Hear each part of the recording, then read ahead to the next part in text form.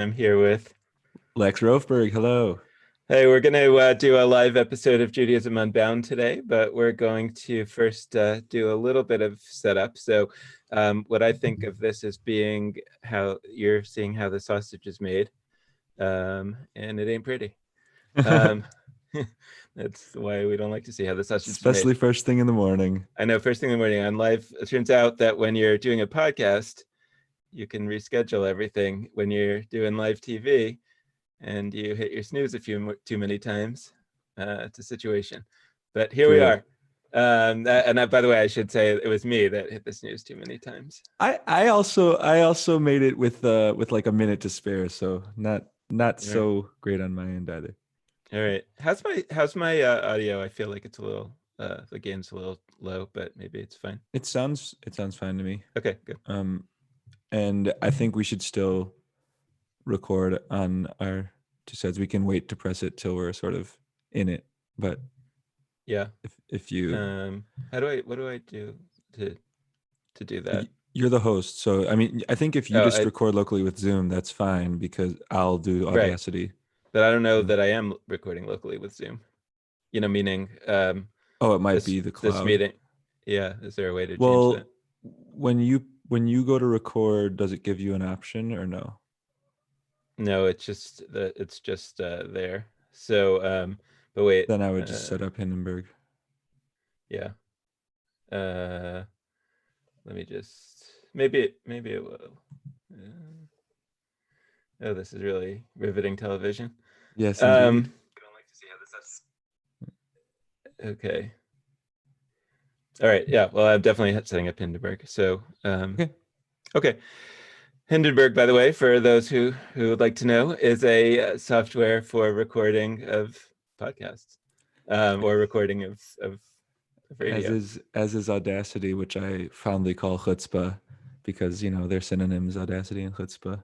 But anywho, Dan, let's talk Yes. through the episode a little, where we're going. Okay. Hold on. Okay. So I think like we talked about, we'll just I think it's we want to talk about this time, and I have some angles, Great, me too. and we should talk about that it's our four years in episode, pretty much. We'll start there. Um, and then I think we should set up Jubilees. Cool. Okay, I'm ready. Okay. So, I should say to our listeners or watchers that we generally that when we're recording a real episode of Judaism Unbound, we usually record for substantially longer than the episode actually ends up being. When it's just Lex and me, we it's not quite as long as that, and we tend to release the episodes where it's just the two of us with a lot less editing. Um, but we still would typically release a longer version. I think we may do a little longer today in edit, but partly because we're so strung out setting up jewishLIVE, we're trying to reduce the editing. So I think we're going to try to go for not too much longer than the typical Judaism Unbound episode, meaning hopefully less than an hour. Unless we don't like sort of, and we think we need more material, then we'll go a little bit longer. But that's basically the plan. So you're not getting the exact, you're getting the live version of Judaism Unbound in the days of the coronavirus, because Yes. after this is over and jewishLIVE is up in a different way, more managed, hopefully, with we've raised some money. Then we will try to go back to our normal way of recording Judaism Unbound podcast. But we welcome you to this version. The Yep. other thing that we typically do is that we record the introductions and the welcome in post production. But also, to save time, I think we want to give it a shot to do it today. So Lex, I want to just say I just want to verify we're on episode 217, right? I'm 98% sure of that, but just gonna make sure. And And do you have a title? I Hey don't I everyone, you're seeing the level of prep. Right. Um, I don't really, but we could call it 4 years in. We I could, think we should avoid for I think if we go with maybe you just call it jewishLIVE or I think that some of those titles have gotten fewer listeners when we've done like. I'm good with jewishLIVE at least, and we'll see Okay. if we want to do something different on the other end of it. But Okay. but that Yeah, we that can always actually record makes that. what I like about jewishLIVE, by the way, and like I don't know, maybe I'm slow on the uptake here, and it didn't really occur to me until recently, is that it also says jewishLIVE, which I think is a good message. You know, and it's Interesting. also sort of like Am Yisrael Chai, you know, in a way. So Interesting. I didn't notice that. That's yeah. that's So yeah. so I think that I like the double entendre as Yeah. unintentional, but Well, we're it makes gonna sense do for what this we did time. with Judaism Unbound also, which is we had a couple hidden meaning to Judaism Unbound at the beginning, but over time we've gained like 7 more that we realized like a year or 2 years after the fact and retrojected onto our intentions. Like, oh yeah, we totally meant to have these 6 different hidden meanings of Judaism. I'm sure we'll have those. Right, I would say they were Also. hidden meanings, also hidden from us. Yes, yes. But no Truly less deep. real, because I think, you know, like they were probably Yeah. in some spiritual way Yes. present. What is some, revelation is an unfolding process over time. It is not a one-time situation, something like that. Right. Yeah, Okay. we should jump in. Yeah, I think if you do the title as jewishLIVE, and then if we decide at the end something else makes sense, then we can just record another Okay. This Is at the end. Cool. Okay. All right. Okay. And by the way, I'll also say that we, you know, if you hear stops and starts, you'll see how an edited podcast goes. When we know we've made a mistake and we know we want to edit it out, we'll take a breath and say it again, and that'll give Lex, who's our editor, the way to easily cut it out. So you'll see some of that, and hopefully you now that you'll see how the sausage is made, you will still want to eat the sausage. Okay, here we go. So recording. So you said with Hindenburg. Yes, but I would have forgotten to press it, so thank you. Yeah, Okay, yeah. I was pretty sure of that. Great. Recording in 5, 4, 3, 2, 1, go. This is Judaism Unbound, episode 217, jewishLIVE. Welcome back, everyone. Wait, let me do that one more time, only because my gain on Hindenburg is too high. Okay. Okay. Here we go again. This is Judaism Unbound, episode 217, jewishLIVE. Welcome back, everyone. I'm Dan Liebenson. And I'm Lex Rofberg. And we are here doing our first official live Judaism, or actually what I was calling it was Judaism Unbound Live Pandemic Edition. I don't know if that's a good name, but that is what I've been thinking about it. Or something. Yeah, something. Yeah. And it is the first recording of Judaism Unbound that we are doing in and it is the first recording of Judaism Unbound that we are doing in this weird coronavirus era, where we are recording it live in front of a studio audience, so to speak, and then it's going to get turned around and put out as a podcast really quickly. Last week, we had B'nai Lappi in conversation with me, which turned out to be a Judaism Unbound episode, but it wasn't actually intended that way initially. So it was a retrospect Judaism Unbound episode that was live. So this is the first one that is live and intentional. You're telling all our secrets, Dan. I think that this is the time for that. Yeah, no, I know. I agree. It's just, rattling them off in the intro, one after the other. I love it. I really value our listeners and their maturity. I think they can handle it. Yes. So before we get started, I would like to say a couple of things, because we usually, when we do an episode where it's just Lex and me talking, that's the opportunity that we typically take to ask for support. And I'd like to do that today again, but in a slightly different way. The first thing that I want to just mention, and we're going to talk about this in the discussion, is that as y'all who are watching this know by definition, and those who are listening have heard us talk about it a couple of times, that about 3 weeks ago, we launched a project called jewishLIVE, which was meant to be a response to the situation that we're now in due to the coronavirus and due to the physical distancing. The idea was that because we are now in a situation where basically all live Jewish events, I would say not basically, all live Jewish events have been canceled, that there was a sense that what are people going to do who are looking for a Jewish thing to do? And yeah, there are all these live streaming events, of course. Every community is doing its own attempts to keep its community going. But we thought there's also an opportunity here to connect people to communities, to experiences, to organizations that they may never have had an opportunity to connect with before, and that we could accomplish that if we created a kind of a hub for live streaming Jewish experiences. And that's what we've been building with jewishLIVE. It's a combination of a calendar, basically a comprehensive calendar where you can find out about all the live streaming Jewish events that are happening, and live streaming services that are happening, as well as what we've been calling a digital Jewish culture festival, which is happening on our homepage and on other pages on our site, which is new live streaming content that we've been creating along with lots and lots of partners, in the hope that eventually there'll be 24/7 live streaming content either directly on our site or somewhere else that we are linking you to, so that anytime somebody wakes up in the middle of the night, says,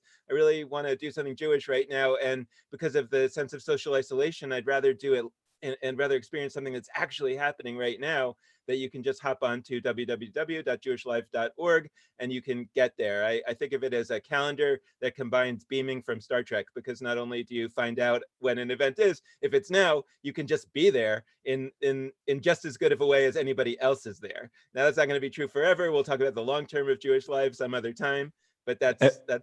Yeah. Every Jewish podcast has at least one, a minimum of one Trekkie, and we have our one. I am not there yet. I wouldn't be surprised if at some point I end up becoming one, but everything we've got it covered. Yeah, but anyway, even the non-Trekkies know what beaming is, and so I think it's a good metaphor. But anyway, so I would say this one thing. So I would say this one thing about what we typically start with, which is a request for support. And I would say that again, both for Judaism Unbound and jewishLIVE, they're part of the same project. So you don't have to make a donation to both. I mean, if you wanted to, that would be amazing, but you don't have to. They're not running as two completely separate entities right now. So a donation to one would help the other and vice versa. But what I do want to say is that obviously but what I do want to say is that for obvious reasons, it costs us more than it has been costing us to run Judaism Unbound. And so we really do need your contributions. We needed that for Judaism Unbound, and we double need it now that we're doing jewishLIVE. We hope that these are valuable services for you, and we hope that people who are using them, I mean, we already have 7,000 members of the jewishLIVE Facebook group. We have something like 6,000 members of the Judaism Unbound Facebook page. I'm probably not using the right terminology. I don't think it's members, but whatever. And if every one of those people gave $18, we would be in amazing shape. So that's, what so we've always thought about, and so I've been talking a lot about the metaphor, and we will talk about it later, of the Exodus and the wilderness. And one of the really interesting things in the Torah about those early stories in the Exodus and the wilderness, sometimes for what's considered good, like building the Mishkan, the tabernacle, and sometimes what's considered bad, like building the golden calf, although we long ago had a very interesting conversation with Amichai Levi about that. The way that these projects were undertaken in that wilderness period tended to be through massive numbers, basically everybody contributing a very small amount. The Torah talks about an earring, a trinket, a golden coin or whatever. And that would be an amazing way to run a Jewish organization in any time. And it certainly would be an amazing time to run a Jewish organization here in this time. So we would like to just put out that plea, and you can go to either www.judaismunbound.com/donate or www.jewishlive.org/donate to find all kinds of ways of making your small contribution, whatever we might call it in biblical terminology. We're gonna work on that. You want to say anything? So now we'll just get started with the episode. So Lex, I've been thinking a lot about all kinds of ways in which the times that we live in are related to the mythic time that we have lived in, or that I guess in mythic time, you still always live in the mythic time. So what I mean is that some of our stories from the Torah, from the Talmud, are relevant in this deep way. I think I've talked in other cases, maybe even last week with B'nai, where I said that for me, the idea of a wisdom tradition is that there's certain kind of knowledge that you cannot get in your own human life until it's too late, that you tend to learn those lessons by some kind of experience, whether it's being a parent or experiencing something hard in your life. And yeah, you do pick up some wisdom. Maybe you'll have another experience like that down the road where you can use it, but more likely than not, you're not going to be able to use that wisdom in your own life. And so you try to pass that wisdom on. As a parent, you try to teach it to your children in some effective way.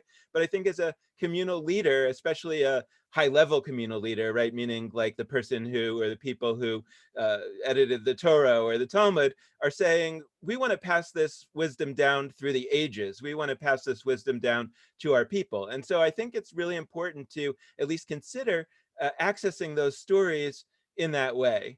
And that's something that we've done over the years on Judaism Unbound. I should note that this is approximately 4 years into the podcast. So I think I was going to, maybe we should change the title of this. I was going to originally, when I was thinking about our 4-year episode, I was going to call it something like a college education. You know, like we've been doing Judaism Unbound. We've been doing Judaism Unbound now as long as we're in college. And when did we get accepted to college? I assume it's like high school graduation or middle school graduation. My middle school was 4 years too.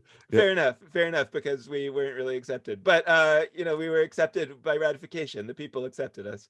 But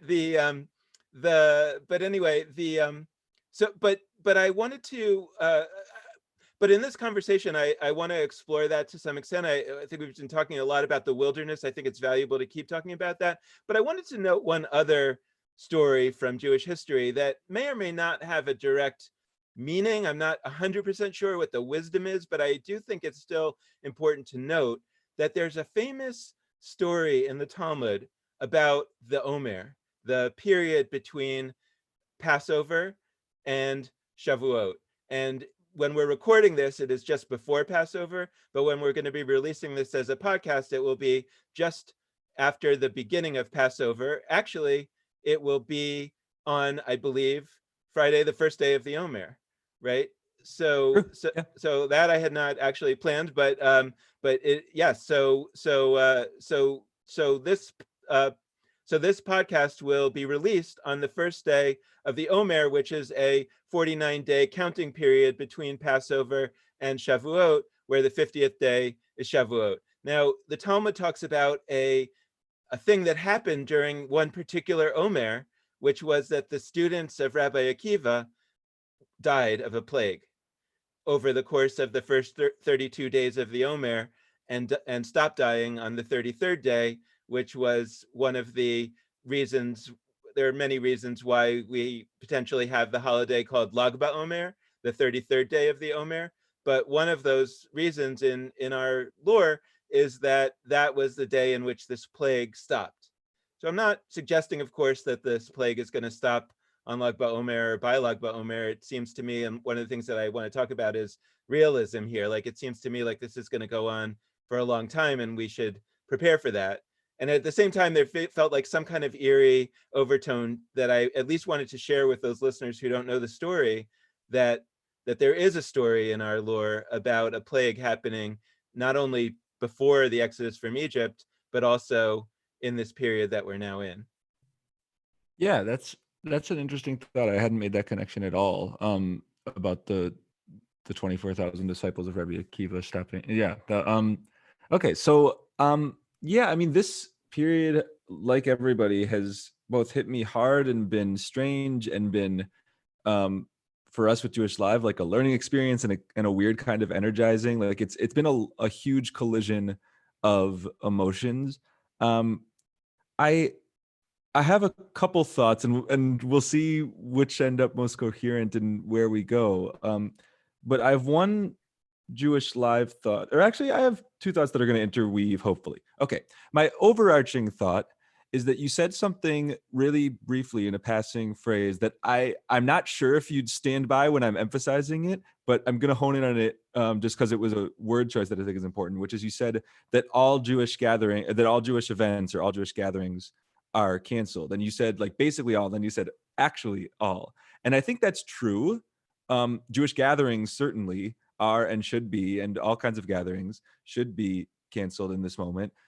And I want to highlight something that I think has been great and could be better about how our Jewish response has been to this, which is what we've been doing with jewishLIVE, and what just about every organization I can think of has been doing in response to coronavirus, is okay, Judaism is so thoroughly built on collective experiences, on gathering. We are going to do our very best to do amazing digital live stream, whatever, like digital kinds of experiences, so that we can still gather in some sense, even though we can't gather in the physical proximal ways that we usually do. That I use that word proximal a lot, like in proximity, because I actually think that we are gathering. I actually, like, part of me struggles with the phrase physical distancing because it implies that there is no physical interaction here. I get that we're in different geographies, but I actually think, like, I often do a thing where I shine a flashlight into my computer camera, and like that beams light, the user beaming, a little different beaming, that shines light on the other people's screens. Like, there is a level of interaction here that I think we trivialize. But so for me, it's not quite physical distancing, but there is certainly a huge difference. But so that's one thing. And what I wanted to say is, I think there's another side of this, which we haven't done as good a job on. There's two streams of responses that could happen. One is, okay, we're going to keep doing incredible collective experiences, gatherings, and migrate them to digital formats. We're doing a better job with that now than I think we've ever done in digital format before. Cool. Other side of that is, in going to your phrasing, there are individual Jewish experiences. There are Jewish experiences that all of us can have that that don't require other people. And I think, I'm going to be candid, I think that especially in non-Orthodox Jewish circles, and I'm speaking as an actively non-Orthodox Jew, not as some like Orthodox critic or something, like, I think we have done a really poor job at really hammering home individual Jewish practice that can happen as you. And it took me a long time to pray. I think of, it's not that I want everybody to pray 3 times a day, but I think that there are a set of Jews, a large population of Jews, and this is also gendered, and we don't need to, like, but there is a large population of Jews who, a very regular element of their Jewish lives, prayer 3 times a day, has actually not been altered. Although there's certain prayers you only say when you're gathered in a group, but like, you can pray by yourself. And I'm not somebody who does that, but I am somebody who, when I need to, and I've been doing this, I look to individual Jewish experiences. For me, playing piano, and sometimes it's like actively Jewish songs or prayers or whatever. Sometimes it's just playing at my piano, whatever I want to. It's like an experience of spiritual immersion that for me is refracted through a Jewish lens. And I've been leaning on that here and there. And I think there's, and like, look, our book club, our quarantine book club is by far our most highly attended jewishLIVE event so far. And look, I think part of it is, we're coming together in a Zoom room to experience an author's beautiful words about their book. But I think also outside of that, people are reading books on their own. That's an individual thing. And for some reason, and I have ideas about what the reasons are, but like, we're not like, organizations aren't doing as good a job being like, okay, we're going to do all the collective action, collective experiences online. And here's a list of 15 different kinds of individual experiences you can have. You can read Jewish books. You can experiment with a prayer practice. You can do meditation. You could, like, I shouldn't say none. There are fewer doing that. And I don't know. I think that reflects something about Judaism that we should really own and consider, which is, it's both great that we're so collective, and sometimes it's a struggle. Like, I look at Christianity, which in many ways is more focused on, I mean, through lenses of like individual salvation. People do feel like they sort of hone and practice, and there's downsides to this too, but like, they hone and practice a relationship personally with the divine, with, for them, often Jesus. And I think that when we have done less of our sort of personal individual work and have leaned so thoroughly on the collective, that makes moments like this a unique challenge. Yeah, well, so, okay, first of all, I think you just bought yourself a piece of work product, because I think we should have that page on our site. Because I love that. I think you're absolutely right. And I sort of I sort of stand by what I said in the sense that what I meant it, which as you And also I know understand. you do, No, but I no, was just, I know. yeah. But I absolutely agree with what you're saying, and I think it's important. And I thought you were going to go in a different direction, because I thought you were going to say that I was wrong in saying that all Jewish gatherings were canceled because there were already a lot of digital Jewish gatherings that were not canceled. Also So true. Yeah. you could have said that. And you would have been right.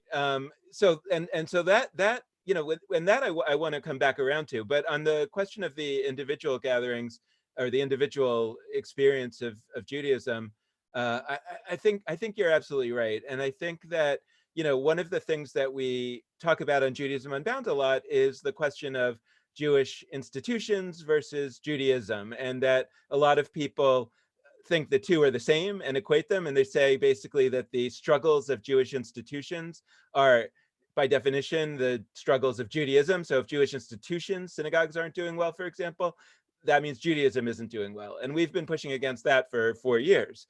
And I think like there was part of me that said, is it too soon to have that conversation on Judaism Unbound? Is it too soon to be futurism, to be doing futurism and saying like, okay, let's start thinking about the after. What's Jewish life going to look like on the other side of this? But I think we can't wait. So I think we should have that conversation. And by the way, I framed this with the wisdom that we're getting from the ages. And I think that early on in the story of the Exodus, there's this story of the scouts being sent to the promised land. It's not necessarily early in the Torah, but it's early in the timeline. And it was a failure. It was an abject failure. And I think that that's a very significant wisdom tradition, a very significant piece of wisdom that's being pushed forward in our tradition. And it's teaching us by negative examples. So we should look at how that story went wrong, and we should make sure that we do a better job, that we don't make the mistakes that the scouts made. So I think that maybe later today, maybe at a future episode, it would be worthy to try to do that with our situation. I think we can't wait, because I think that the natural impulse is to just salvage the old institutions. And if all of the attention, all of the funding, all of the time of the Jewish community goes into trying to preserve the institutions of the past that were understood to be institutions, then first of all of the practice that I thought you were going to call me on, all the digital practice that was already happening, first of all, it doesn't really need to be saved. It's obviously keeping going. It should be double down invested in, but it's not yet. And in addition to that, there's all kinds of other things that we ought to be thinking about. The question of the individuals, I think, is really one that is significant in that conversation, because we are so oriented to saying that the Jewish community or Judaism is undergoing this huge crisis right now because all of the institutions that are physical, that have buildings, etc., are in great times of struggle. And it's as if that was all of the Judaism that there has been. And as you say, the individual Judaism is harmed in the sense that, of course, there's a tragic situation, and it's harder to do. I think maybe for some people it's harder to do that individual Judaism, to keep focused on it. I've not, for example, my individual Judaism is often to listen to audiobooks. My family claims it's not reading, but I believe that it is. And I just haven't had the mental bandwidth to read, or to listen to audiobooks. And I appreciate anybody who's listening to our podcast, because I haven't really had the bandwidth to listen to too many podcasts other than, the New York Times daily podcast in the morning, and various podcasts that are about the coronavirus. Even like my favorite podcast, which is this Israeli podcast called Osim Tanakh, which is about sort of biblical scholarship. I just, there's 2 episodes waiting for me. I never generally let like one day pass before I listen to those episodes when they come out. And I haven't, and I'm now 2 episodes behind. So I think that you're right. I think it really is worthy of making that point and emphasizing it. I want to say one thing, and I want to get you talking about it, because this is really your passion area of digital Judaism. Because I wrote a piece on our blog that we launched on jewishLIVE the other day, and it again connects to this wisdom stuff that I'm talking about, which is that early on in the Exodus story, there's this famous visit by Jethro, Moses' father-in-law, to the camp of the Israelites. And I had always heard that story interpreted that the important thing to understand from that story is that Jethro was a non-Jew and we should learn from non-Jews too, as if that was some kind of eye-opening notion. But that we shouldn't only learn from Jewish stuff, we can also learn from non-Jews. And then sometimes, in a leadership context, you hear that Jethro was described as the priest of Midian. And so he was like experienced leader, and Moses was an inexperienced leader. And so we should always kind of look to the more experienced for guidance. Great idea. Great. Of course, that's true. What I didn't see until this experience was that Jethro is a man of the wilderness, and that basically this entire group of city folk, slaves albeit, but city folk, people who only know how to live in a city, only know how to live in Egypt, all of a sudden find themselves in an alien environment that they don't know a lot about, and that's scary, chaotic, not as good in certain respects, and they're very frustrated, Moses is not leading them very well. There's all kinds of problems that they're facing. And this man who lives in the wilderness comes and says to Moses, like, I know how to live here. Let me help you. And what I want to talk about a little bit is the digital wilderness piece, where the entire Jewish community, it's like, I feel like we woke up one morning and we looked out our window and the entire Jewish community was milling about in our front yard. They just showed up there. And within the Jewish community, there's all this, all this nervous energy about how are we going to do this digital stuff. And I feel, and I'm not saying this only about us, I just feel like there are a lot of people that have been out there. We talked with Denise Handlarski from secularsynagogue.com last week about this as well, that there's so many people out there who have been doing this stuff, this digital stuff, for a long time and really take it seriously. And at least there's an opportunity to share some best practices. And I don't mean like how to use, stream from Zoom to Facebook, although that too, but I mean, just in terms of like thinking about this medium and how it can be really great. And also, I think that there's a possibility that, maybe at the end of the day, that's not what the institutions want, because they're hoping for the time when this is all going to be over and they're going to go back to the way things were. But I don't think that's going to happen. And so then, in a way, the digital becomes an even bigger threat to the physical institutions, because it may be that this is a time when the digital stuff gets more and more people on it. And for that reason, they're kind of not going to go back to the old. And I think that's really scary. And the question, and I think that's really scary. And the question is kind of like, what might we be doing about it? Yeah, I love the Jethro point that you made, and for people who really want to dive deep into that, you and B'nai Lappy last week had just such a beautiful exchange about that, and even connecting it to questions of leadership by queer folks, both sort of lowercase q queer and capital Q queer. Right. B'nai Lappy has two different senses of queer that she uses. But yeah, honestly, I think you're right. I don't have a whole lot that I would add other than I think that's true. I think that like there are folks that have experiences here that we need to be looking to for. I'm always hesitant to use the word leadership. I also learned that text from Jethro in the sense of leadership, and so the thing he says is like, set up your hierarchies with these people in charge of this of this level of the hierarchy, and these people, it's like set up your layers. And I think part of why it's so taught is like it's how we've done institutions. It's like, yeah, we have the committee up here, and then there's the subcommittee here, and then there's this here. And it's like, on the one hand, it's yes, it's good advice. Moses was taking too many responsibilities himself. He needed to delegate. Did he need to delegate in this super top-down way that's like still ultimately centering him? I don't know. So for me, I do want to learn from the fact that Jethro has that experience, but I want to throw it all up in the air. But basically, I mostly agree. But And I think that my intent was more that you could talk a little bit about like digital Judaism, because meaning like, yeah, I'm saying that I think that this is the moment for digital Judaism to, and we know, and we know that, and everybody agrees with that now. Yeah. But I think that maybe there's an opportunity to talk about digital Judaism in a more, now that it's not like, I feel like what we're doing now is not pitching this idea of digital Judaism to a Jewish world that won't listen. I think what we're doing, well, everybody's doing it. And so the question is like, how does that change the conversation? Yeah. What are people still not seeing, for example, about digital Judaism as you see it? Yeah.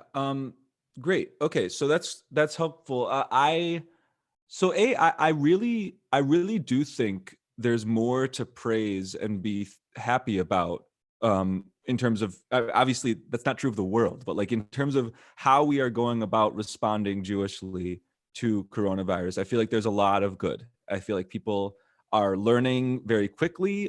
Folks who had never entered a Zoom room until like 2 weeks ago are now proficient in various skills. By the way, I can say Zoom on people know what that is now. Right.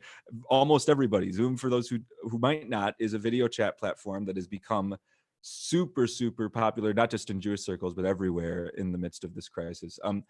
Yeah, so there's a lot of good to say. I still think, and part of what I want to say, and I'm doing the same thing I did before. I know you didn't mean this, but I'm like honing in on some language you used. Digital Judaism, I talk about it in this grand monolith way, like, digital Judaism, one big thing. But what I think we need to start doing in the midst of this crisis, since there's just so much quantity, and so like we need to really hone in on what different kinds, in the same way we would look at a Jewish community of whatever city and say, okay, there's different institutions filling each niche, doing different kinds of things. Like, what are the different subsections, parts, modalities of digital Judaism? Because it's not like in the world there are 11, 15 arbitrary number of Jewish institution types, and one of them is the digital ones. Like, no, there are lots of different types of Jewish institutions and Jewish practices and Jewish whatever, and there's different ones online. So here's what I mean. One, there's a huge distinction to be made between digital Judaism that is happening. I'm going to use the term synchronous and asynchronous. So when people are together in a space at the same time, having a conversation, so a Zoom gathering, that is a synchronous situation. And there are unique capabilities and drawbacks of a synchronous situation where you come together and are in a shared digital location. Another kind is not synchronous. So we're live streaming right now, but even as we talk, even as I say this, I'm aware that there are people in the future, my future right now, listening. You're now, listeners, hi. It's like a huge time warp situation. And that's something that happens digitally very commonly.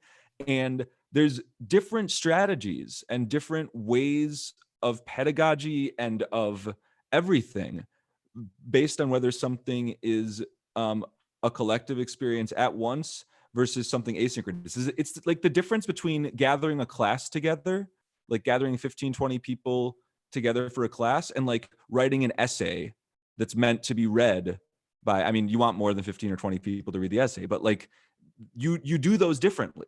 And I think that we're not always appreciating those differences. And we're just sort of, digital stuff. I'm going to take my strategy. If I'm writing a Dvar Torah, I'm going to write the same Dvar Torah, the same, commentary on this week's Torah portion, and I'm going to migrate it digitally. I think we need to consider, like, okay, what on a fundamental level is different here? You and I we have virtual backgrounds behind us with our logo, jewishLIVE. Like when I meet in collective Zoom conversations, especially recently, I've almost always been trying, when appropriate, to have a virtual background. That's something you can't do. You can't like just sort of carry a poster board around and put it behind you in meetings and like set a mood change. But in Zoom you can. And I think that there's an important, it's not just trivial, like it serves a purpose. If everybody is down in the dumps and you're trying to have a joyous gathering, setting virtual backgrounds where, you've got festive whatever behind you is a huge deal and sets a tone shift. There's ways that you can use all sorts of features online that we're not really looking to learn, because the strategies that I think we're using are, okay, X thing was happening in a synagogue or in a JCC. How do we take that and best replicate it Right. digitally? And we're doing a very good job. Like, and I'm doing some of that too. I like mapped out my whole Afikoman hunt, and like that was, but what I did with that was both replication and, I don't know, innovation, something new. And I think that what I'd say about digital Judaism is we've had a good, I don't know, honeymoon period or something. We've had a good few weeks of orientation. And now we really need to say, okay, we're here now. We're collected. We are gathered in a big crew in the digital world. You and I sometimes start off presentations with like, what would you do if there were 13 million Right. Jews that were part of one community? And what, of course, the punchline is like there are 13 million Jews that have access to the internet in one form or another. So now we're here. So what do we need to exist? What would we expect any large Jewish city to have? How many synagogues? How many JCCs? How many everythings? Book clubs? Like, we got to do that now, and it can't be that we're just sort of taking the on the ground versions and migrating them. We got to also think, okay, we're on this new turf. What fits this modality best? Yeah.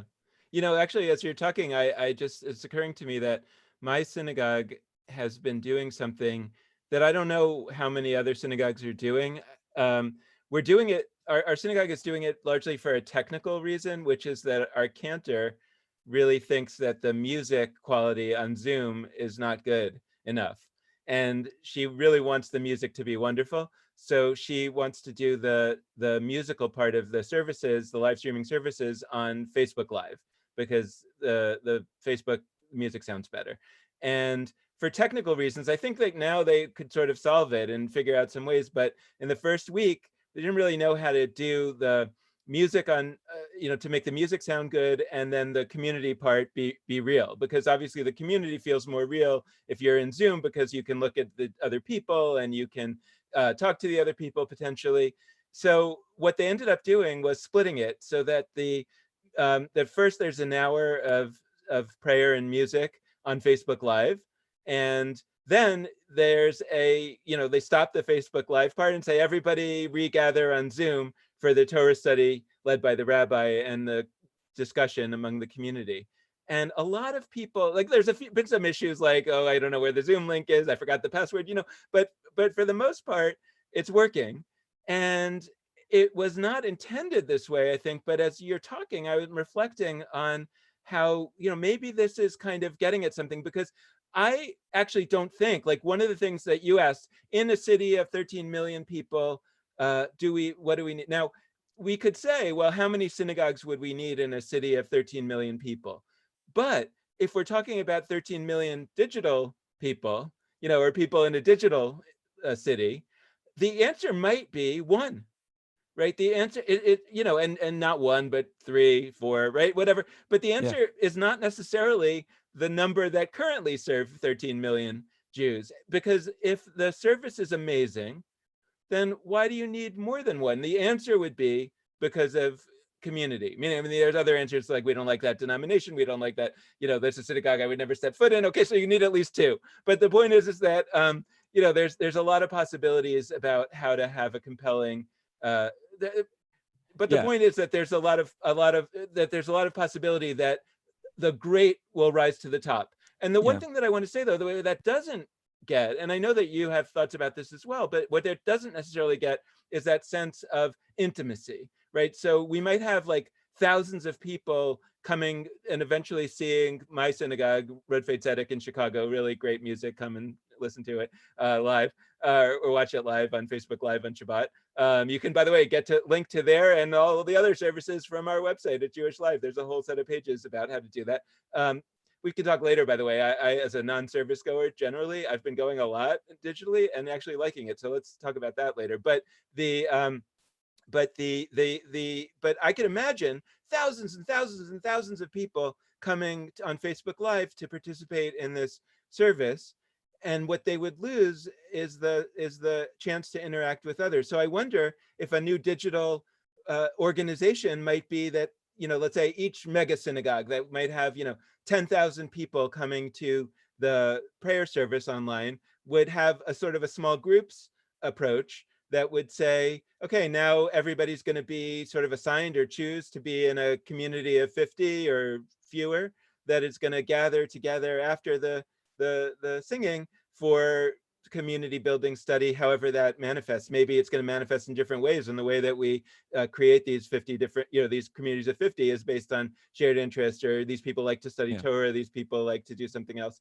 So that's where I think, like, when you were framing it, saying, like, don't just imagine that we're going to replicate the same institutions that we had physically online. That's not necessarily right, and it's probably not right. Yeah. Yeah, well, first, so the intimacy point is really important. So I'd say a couple things. One, we dressed, and I'm going to say this bluntly, I really think this is one of the biggest truths of Jewish life that we don't talk about enough. We overestimate the amount of intimacy in Jewish spaces, always. Right. We think that the average person, and the we here tends to be people that are centered in those institutions, that know a lot of people in the room, that have a sense of intimacy. If we're, you were just using as an analogy a Facebook Live service with hundreds or thousands of people. So the comparison there is to a synagogue service or to a Jewish gathering or something with hundreds or thousands of people. If we went around and talked to every person in that room, so let's take high holiday services, which are that's what I think of when I think of a gathering that big. And it's not that every high holiday service is that large, and it's not that there's no other events the whole year that have that many people, but that's like the prototypical example. I know, because I've talked to lots of people, and sometimes even people that you think feel welcomed and centered, I know those people don't actually feel that intimacy. They go, they feel bored. The high holidays are like, they're almost like Hebrew school in the way that people almost take for granted that they're not that good an experience, and you have to push back and you have to say, well, there actually are some good high holiday experiences. I think the reality is, if you're looking for intimacy in a room of 800 people or 1,200 people, and that's true digitally or on the ground, that is less likely to happen. That's not a problem of digital. That's a problem of a space where you've got a few people at the front and hundreds upon hundreds staring towards the front. And the front on digital modalities is whatever the screen is. The front in a room is the front. So to me, we conflate issues that are universal with issues that are digital, because we're only noticing the downsides of the digital. So like, yes, it is true that in a Zoom room of bazillion people, but like, if I go to a Zoom service, I've been to many of these, that's 12 people or 14 people gathered for the purpose of helping someone mark Kaddish. This is something that I've been to many times, because it's sort of what people feel, that need of all the prayer needs. I think one of the most common needs, even for people who don't pray that much, is when they want to mark Kaddish, when they want to mourn. And so digitally, whatever you sort of need the most is often what you create. Necessity, the mother of invention, all that stuff. And I will tell you, I've been in plenty of Zoom rooms with tears, with deep emotion. Often, I will be honest, those have been Zoom rooms with people in them that have met each other on the ground before. I don't think that's a criticism, by the way. I think the inverse is also true. When you first meet people online and then you meet in person, there is often a deep intimacy there as well. We just have to actually try to do that. But I often struggle, because it feels to me like we're saying a bunch of stuff doesn't work without trying. If you dropped a synagogue out of nowhere and had a pop-up service once every few months and random people came, and you didn't do like small community building like you were talking about with the intimate groups, you wouldn't there wouldn't be a sense of intimacy. There is a sense of intimacy because you build over a long period of time, and you really work, and you create a shared space, and people grow to love each other and grow to support each other. If you make 3 Zoom services spaced out a month apart, and different people go each time, or like, of course that's not a problem with Zoom. That's we didn't do the basic things that are likely to lead to intimacy. Now, I think and claim, and I will continue this claim because I've experienced it myself, that when we try, It's not 100% success, just as trying to create a sense of intimacy in proximal situations on the ground is not 100% success rate. But like, you have to try in order to achieve the thing. And what I'm pleased with is that people are trying right now. And but the places where, but what I haven't seen is so much like, we're going to set up a new space that isn't a congregational space, and it's people who haven't met each other, but we're going to build that sense of community, that sense of support, that sense of mutual mutual helpfulness, assistance. Like, we can do that. And I think we will. We're still so early in this process. I'm not saying this with like a raised fist at the world, but we have to be ready to say that that's possible. And once again, just to be really crystal clear about it, I've had joyous celebrations with people. I've seen some beautiful things about b-mitzvahs happening digitally. Some that I've heard were beautiful, some that I've heard were tough. So like, I'm going to a baby naming later. That's amazing. And by the way, there was an article a few years ago about a conversion that happened digitally that like caused lots of controversy. I feel like the level of controversy with all these things is much lower. And I hope that sustains. I think it will sustain. No, that's fascinating. I just want to emphasize that because, a year or two ago, there was a digital, like somebody converted to Judaism digitally, like the rabbis gathered digitally to do the conversion and everything. And it was like, first of all, it was a news story. And second of all, it was like, there was negativity about it.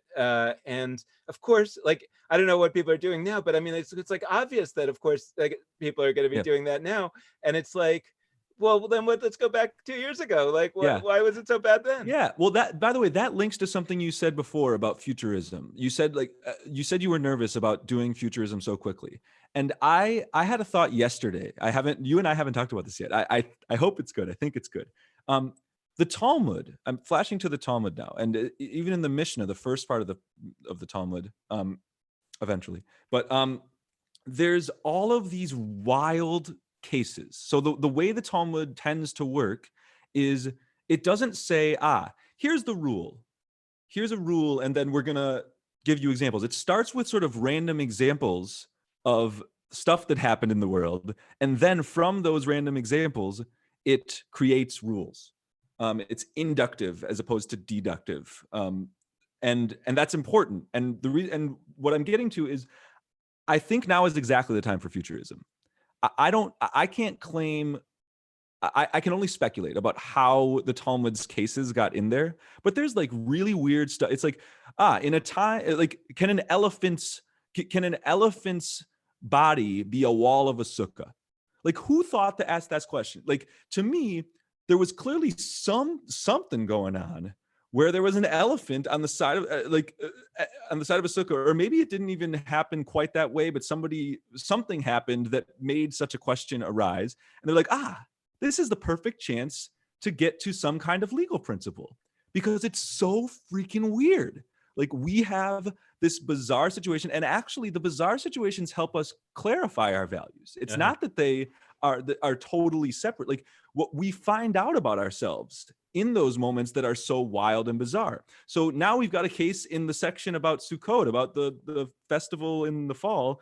And when we're talking about the rules, when we're in the midst of figuring out how many walls you're supposed to have, what can the formations be, we flash to an elephant. Like, what? And so right now I'm picturing we should be considering what are our elephants? Like, we're gonna create some cases that are like, you have no access to any human beings. You can't gather more than 3 or 4 people. I mean, in Rhode Island, there's a rule from the governor that you can't gather 5 or more people. I think in most states that is now the case. Certainly 20, or like certainly all the states are at least like 10 or 20 are forbidden. And like, if we were writing a Talmud right now, we would have a bunch of stuff about like, you have no access to people. In 500 years, we'd look at that and be like, what are they even talking? Like, why? Like, there's people around. We can do, like, why do we even need to go there? But it's because we do need to go there. And so I think the futurism is explicitly necessary right now, even as it feels wonky to do so, because this is when we find out about ourselves. This is what we can use to figure out what do we actually stand for. Right. Um, I absolutely agree with that. So I think like I want to make a connection between the Mishnah and the book of Leviticus, which we actually happen to be reading in the Torah reading cycle this year. And I hadn't made that connection before because I sort of fond of the Mishnah and not fond of the book of Leviticus, because the book of Leviticus is full of these alien um, hold on one second.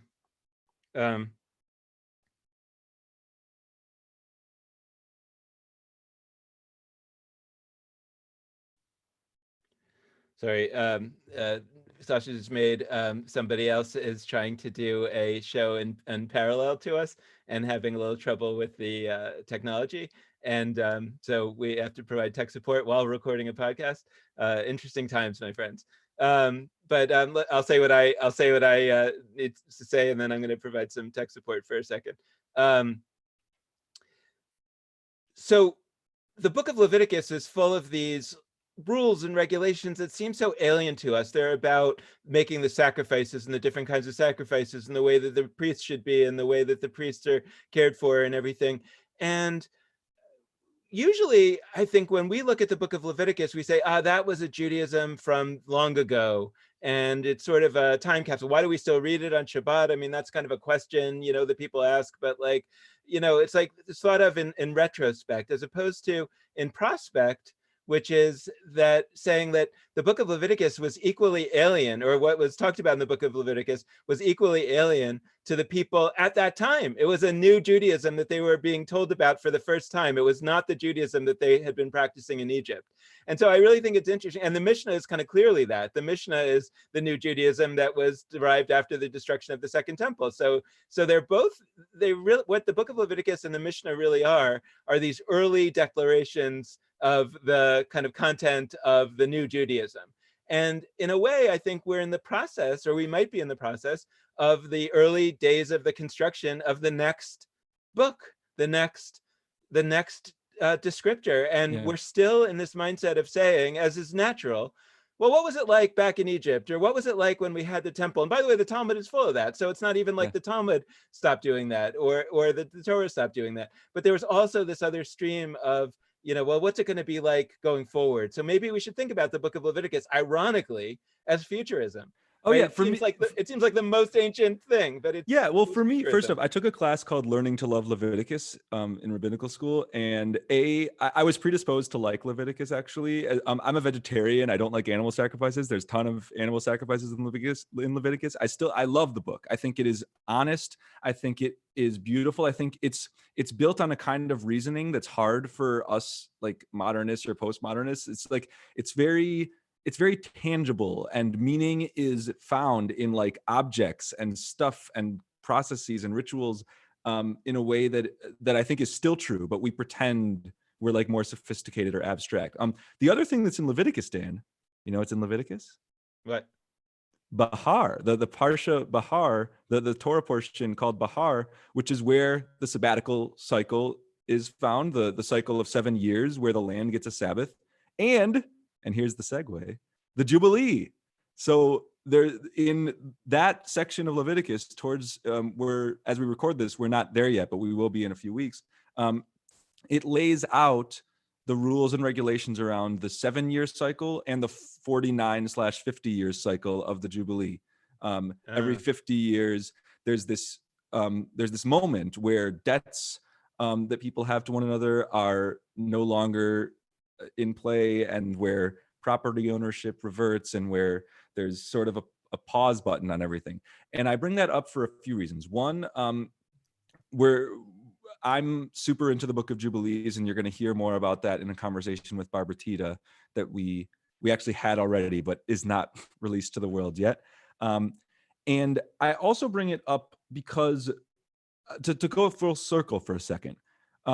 At the top, I talked about individual experiences, and we also mentioned the counting of the Omer briefly. The counting of the Omer is another 49/50 process. You count 49 days from Passover to Shavuot. And I bring it up because it can be an individual experience. At the top, I talked about how we need to sort of flex that individual Jewish experience muscle. And each of us, in addition to figuring out how we're going to participate in wonderful collective live streaming Jewish things, also try and practice individual connection to Judaism. The Omer is a perfect test. Like, can each of us more deeply lean into that ritual in one way or another in a moment where we can't do all sorts of other kinds of rituals? So all it is on paper is saying a blessing and like counting a number. You count up to Shavuot, you count up all the days.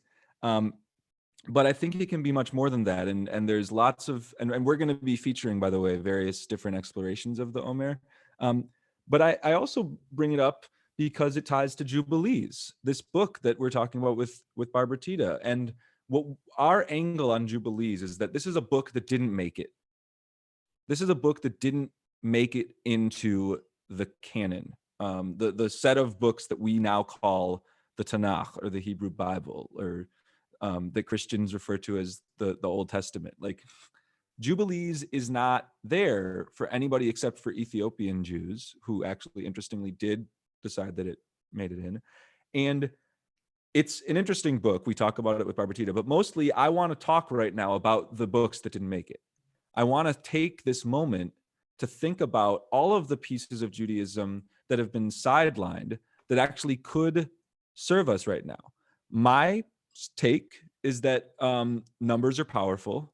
I always think numbers are powerful. Jubilees is a book that is structured around the number 7 in a deep way. It I think is a good meaning-making modality because of that. And I think that for me, one thing I'm trying to do as an individual Jewish practice is sort of note what I can find in Jewish numbers. Passover has all its 4s and its 10s, the commandments and the plagues. The 4s are the questions and the children and the cups of wine. Like, numbers aren't trivial. Leviticus also knows that, by the way.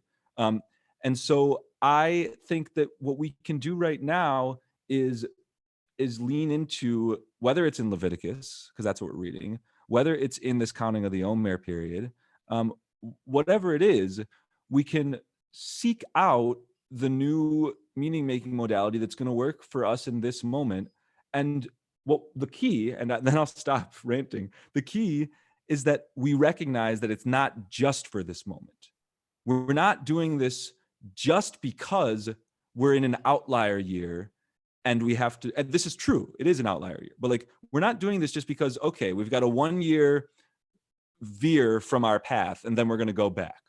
What we have to realize is it could be that, but this could be a 1-year veer that serves a deeply constructive purpose in helping us to reconstruct or renew or reform, choose your movement name, Judaism, redesign, reimagine, all of these re's. And I once again, it's like what I said before with the intimacy piece. Like, if we try, I actually think we will succeed. I've had, whenever I sit down with people and have a brainstorm that's like, okay, not starting from a place of Zoom Passover Seders are so sad. I mean, they are sad in many ways, but like starting from a place of, okay, we've got a Zoom Passover Seder. What are we going to do? Like, let's break down the parts.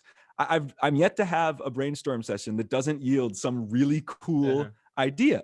We just have to actually have them. So my hope, and to some extent, I'd even say my prayer, like, this is a rare Judaism Unbound moment. My prayer is that we actually take a second and think, what can this moment charge us with, enliven us with, that is not just for this moment, that is for the future, and that at one point in the future we'll say the famous words in the Shehechianu that say a version of who gives us life, who causes us to endure, God who causes us to endure, whatever, and brings us to this time. So my thought is, what do we do now that eventually we're going to be saying words of thanks for in 100 years or 200 years? I think we've got an opportunity to do that. Hold on a second.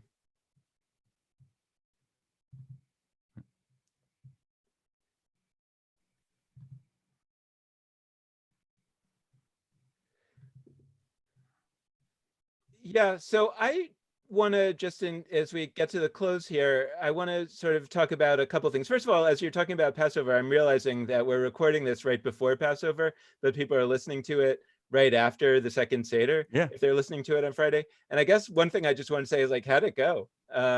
We'd love to hear from you about like anything that went well. I mean, also anything that didn't go well, but was there anything that went especially well, anything that was especially new, anything that not only worked well this year in terms of making this year, like you were saying, like less sad, but maybe something that you're saying, hey, we want to do this again next year, even though hopefully we're going to be back to our normal gathering for Seder.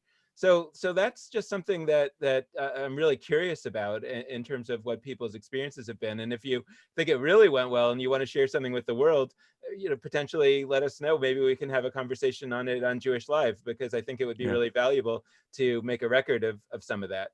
Hold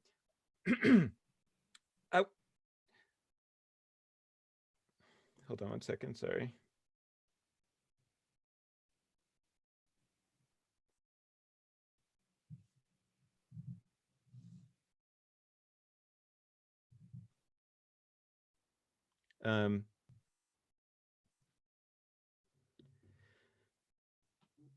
Okay.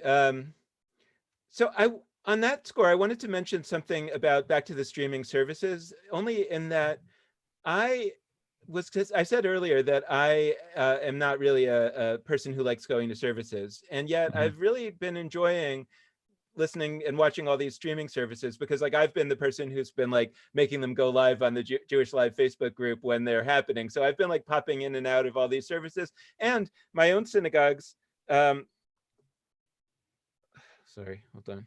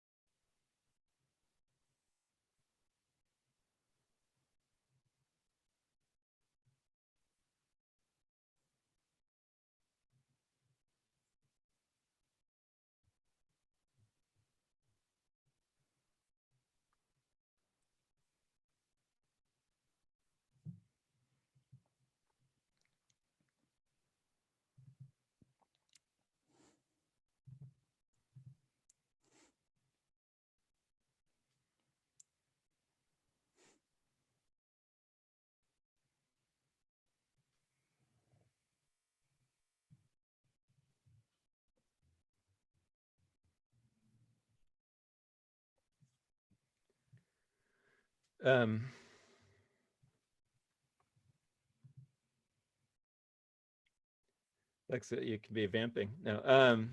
So just a note for anybody that happens to be watching this at a future time, we are in parallel recording this live episode of Judaism Unbound, and also providing tech support for another person who is trying to do something on our system here and having Which trouble. is the truest window into the last few weeks of our lives. Right, absolutely. Doing 19 things at once. Dan, so I can say no, some. No, okay, that's fine. I could. So I've been really enjoying popping in and out of these services, and like I said earlier, I've actually been enjoying my synagogue service in a way that I don't generally. And that's no knock on the synagogue service. It's very wonderful. But I don't like services, and I always bring a book, and it just isn't something that I like. And I think that if you would have asked me a month ago, I would have said, like, I don't connect spiritually. I don't, I don't believe in praying, any of that stuff. And all of that is true. And yet the music is lovely, and I'm enjoying sort of watching it from a distance in a way. It's almost like, and that kind of participation is kind of, I think, poo-pooed in the real world. Like people say, oh, like, because you can imagine, like, what if I said, I want to come to the synagogue, but I want to stand behind a one-way mirror and and watch the service. That would be considered very negative. And that would say, oh, you're not being part of the community, et cetera, et cetera. Yeah. But I need to finish a thought, but you can talk. No, that was no, I need to finish that thought, but okay. Yeah, that reminds me. I mean, this is a quick thing, but every year Yehuda Kurtzer, a past guest on Judaism Unbound, he posts his book materials that he's going to be reading on the high holidays, specifically to try and normalize a little bit what you're talking about that people poo-poo, which is like, it should, like, synagogues and any Jewish spaces of any kind should be spaces where people participate as they wish to, and that can be, you know, being in the space but not necessarily participating in every form of that space's prayer or otherwise.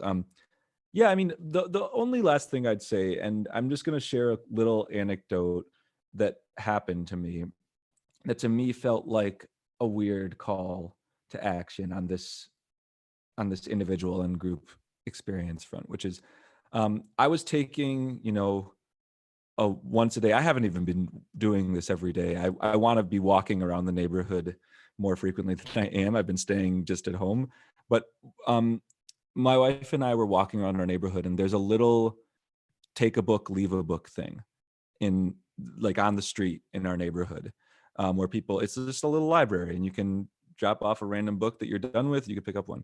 And I was passing by, and I always just take a glance at it, and there's almost never anything I'm that interested in. And we were walking past it just a few days ago, and there, right prominently, was a beautiful, like, unused edition of the new Robert Alter Bible, which, for those, like, to me, this is a very big deal. This is like an expensive book that just came out not too long ago, and it's like a hugely anticipated translation of the Bible. It's like very, very cool. I'm a nerd, like, and so I was careful about my hands and not touching too many things and spreading things, but I got this book, and to me that was just like a weird call that was saying, okay, that's like getting a new book that you're excited about related to Judaism and diving into it. I haven't actually dove into it much yet. We've been working in other stuff, but like, that's something I can do. Like, that's a real, and that's deep. Like, this is not some trivial, this is a real, a big deal of Jewish scholarship and Jewish engagement that this book is.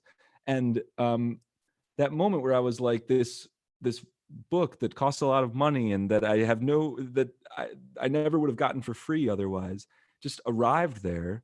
I'm not somebody who ascribes that to, like, God or something. That's not my approach. But I do think that it's a call for me to say, okay, that's something that I can dive into. What can each of us do that's not just the beautiful Facebook Live services and text studies and all of the things we're offering with jewishLIVE? I don't want the takeaway to be like, don't do those. But what can we do that's really just us? And how can that affect us both in this moment and moving forward after this pandemic, God willing, ends? Yep. I'm going to go back to what I was saying and try to complete that. And then I'll just close out after that. Yeah. Well, I have one more thing to add, but I'll add it on the tail end of what I say, and then we can.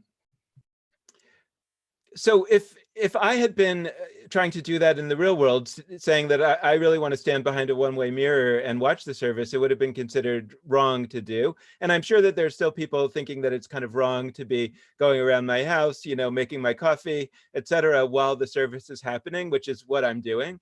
And yet I'm really, really not only enjoying it, it's not just like I'm watching a show, I'm getting some sense of spiritual uplift from it. Meaning, like, why is that wrong? And again, I don't necessarily think the people leading my synagogue think it's wrong, but I know that a lot of people would think it's wrong. I should be attentive. I should be giving it my full attention. And I get that from the traditional point of view. And what you think you're doing is praying to God, then you should give it your full attention, probably. But I don't think that's what we're doing. That's not what I'm doing. And nevertheless, I'm getting spiritual sustenance from it. When we think about your typical synagogue service, like you were saying earlier about, like, that people aren't really necessarily getting a sense of intimacy from high holiday services, and your typical Shabbat service, people are there for a million different reasons. I was doing a synagogue innovation program, and we had the rabbis go out and interview the congregants that come regularly and ask them why they came, and kind of do some interviewing there. And one of the rabbis came back to me and he said, I was really shocked. There was this old joke that Goldstein goes to talk to God and I go to talk to Goldstein. He's like, pretty much everybody there is there to talk to Goldstein. Meaning that he thought that people were there to pray, and they're not there to pray, or at least a lot of them aren't. And so I guess that what I'm saying is that I would be looking for a Judaism moving forward, for example, that might have Shabbat services of some kind that I would actually attend. And I wouldn't have said that a month ago, right? But that would have to be a very new form of Shabbat services, one where the content is a little different and the expectations are a little different. And it turns out, right, that and maybe this like ties the idea together that you brought at the beginning about the individual Judaism, right? It turns out that what I'm looking for is a more individual kind of Jewish experience, but it's not solely individual. It's involved with a collective, but it's one where like I don't have to sit there in a room quietly, you know, where there's an expected way to behave, where even reading a book is considered a little bit out there, you know, but it's okay because it's quiet, and making coffee would certainly be out. You know, that's not for me, you know, but something is for me, it turns out, right? Even with some of those practices. And what I'm saying is that I'm not going back when this is over, right? Meaning like, that doesn't mean I'm never going to show up in the synagogue, but I mean, I'm not going back spiritually. I'm going forward. And I was there already before this. Everybody knows that. I mean, that I was trying to, you know, go in some different direction. But what I'm saying is that I suspect, and I would love to hear from listeners on this, I suspect that a lot of people are having amazing, awesome, good experiences during this period and aren't going to go back in the same way either. And I think that's something that we're going to want to pick up as we continue this podcast, especially during this period, is to do that futurism and to say, well, what might it look like on the other end of this? That might mean we have way fewer Jewish institutions. And a lot of people are saying that's tragic. A lot of people are saying, a lot of foundations are out there trying to help save these brick and mortar institutions that are out there. And that's good and understandable. And I know why they're doing it, and I'm not against it. But I'm also saying that I think on the other end of this, those institutions are actually not going to have the demand that they had before, because a lot of other people are going to be moving forward somewhere else. And what I'm worried about is that the people like me who want to move forward, we're not going to have the supply. Those institutions are not going to have the demand, but we're not going to have the supply, because all the people doing the wonderful digital stuff right now that is enriching my Jewish life and that of so many others like me and like you, I think that is happening right now. Like, this is the best time of my life ever to be Jewish. And I'm really worried about the loss that comes on the other end of this. And so I'm also really worried about the possibility of helping build what comes on the other end of this, because I don't want to lose it. Yeah. I am actually reasonably optimistic on that front. We should talk more about that, because I do expect and anticipate that places that were not regularly offering digital things, even after this, will realize for a variety of reasons that they need to. And more than that, we didn't say this directly. I wanna hammer this home. It's not only for folks like me and Dan who just love digital experiences in many ways that this is important. There are also people who like physically are unable to access Jewish institutions, whether it's because they have access issues with disabilities, whether it's that they don't have any Jewish institutions near them. This is like a tangible, real issue for a huge number of Jews that has always been there. It is not new for them.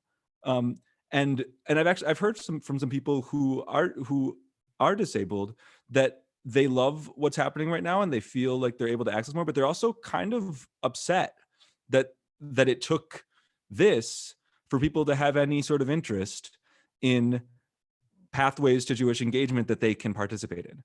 And so I want to close a little bit with that, and then, not to be totally on a sour note, turn to jewishLIVE, which we're going to plug here at the end, which we're trying to shape into a resource that serves all of these different needs. So we discussed this earlier. It has really been about live streaming Jewish experiences thus far, although also some resources that we're offering on the jewishlive.org website.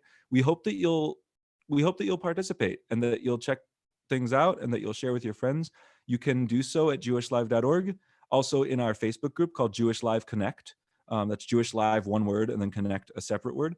And just as Dan said at the top, whatever support that you can send our way is just deeply appreciated at this time. And we mean that both financially, if you're able, through judaismunbound.com/donate or jewishlive.org/donate, and just I don't know the right word, emotional, psychological support. We've been getting beautiful emails and Facebook messages from folks just saying that this means something right now. I'll be honest with you.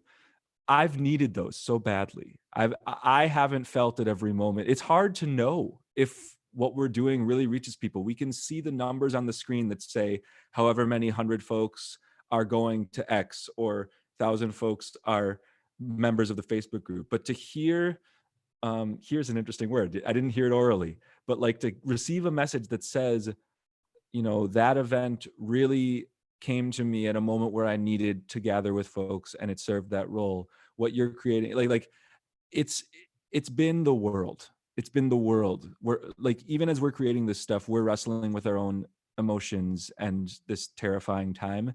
And so that kind of support is deeply appreciated. So I'm gonna leave it there.